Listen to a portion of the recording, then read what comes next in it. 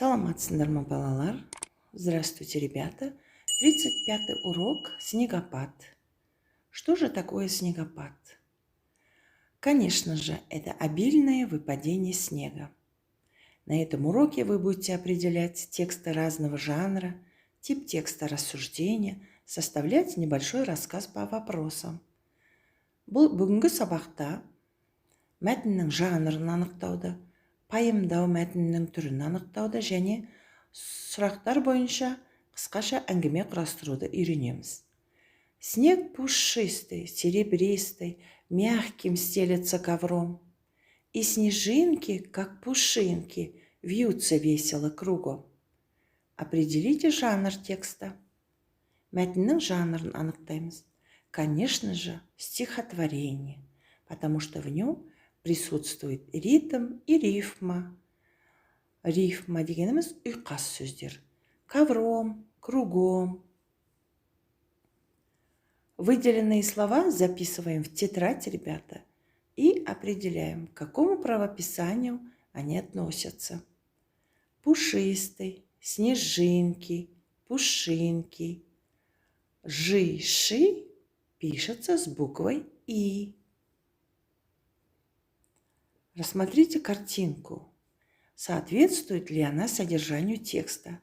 Смотрите, ребята, это картина Жданова «Снегопад». Конечно же, оно соответствует содержанию текста, да? Потому что идет снег крупными хлопьями, как будто звезды падают с неба. Что ты чувствуешь, когда видишь снегопад?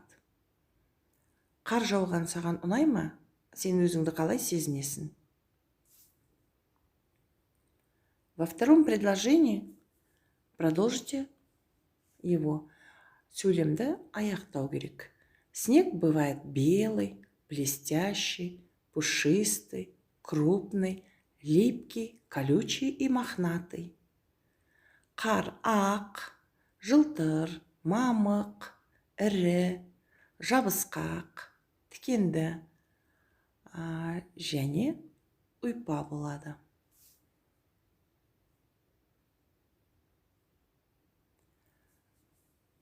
Прочитайте текст, мәтінді оқып шығып. Определите тип текста, мәтіннің түрін анықтаймыз. По каким признакам догадались? Я люблю снегопад. Маған қар жауған ұнайды. Почему я люблю это природное явление?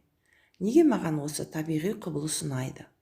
Потому что первый снег самый красивый. Өйткені алғашқы қар өте әдемі. Он, как белый пух, покрывает землю. Ол ақ мамықтай жердің бетін жабады. Очень красиво, өте әдемі. После снегопада можно делать большие горки и лепить снеговиков. Қар жауғаннан кейін үлкен төбешіктер мен ақ қала жасауға болады.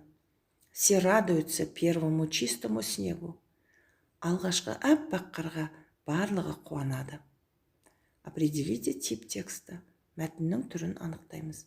Конечно же, это рассуждение. Текст рассуждения. Бұл пайымдау мәтіні. Потому что здесь приводятся доказательства. Өйткені авторға неге осы табиғи құбылыс ұнайтынына дәлелдемелер келтірілген. Потому что первый снег самый красивый. И после снегопада можно делать большие горки и лепить снеговиков. Какой вывод сделал автор? Автор қандай қорытынды жасады? Все радуются первому чистому снегу.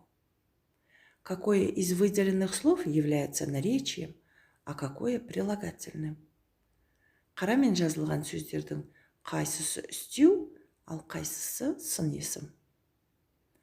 Как красиво! Наречие үстеу. Какой красивый! Прилагательные сын есім.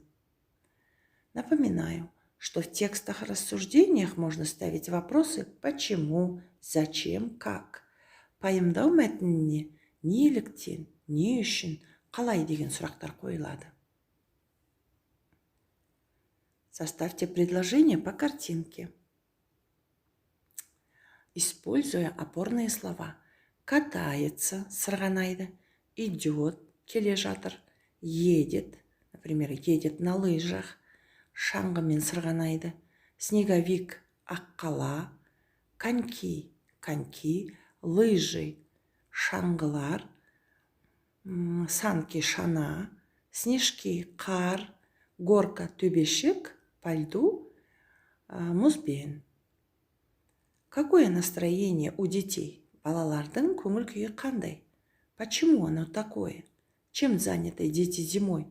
Қыста балалар немен айналысады? Какое настроение бывает у тебя, когда ты видишь много снега? Көп қарды көргенде сенің көңіл күйің қандай болады? Давайте составим рассказ. Марат и Айсулу лепят снеговика. Миша помогает им. Витя едет на лыжах с горки. Санжар катается на санках.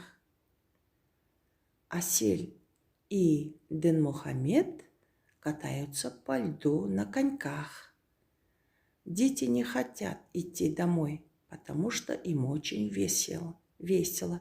У них отличное настроение. Как образовалось слово «снегопад»? Снегопад – это сложное слово. Здесь два корня. Снег, пад. О соединительные гласные. До свидания.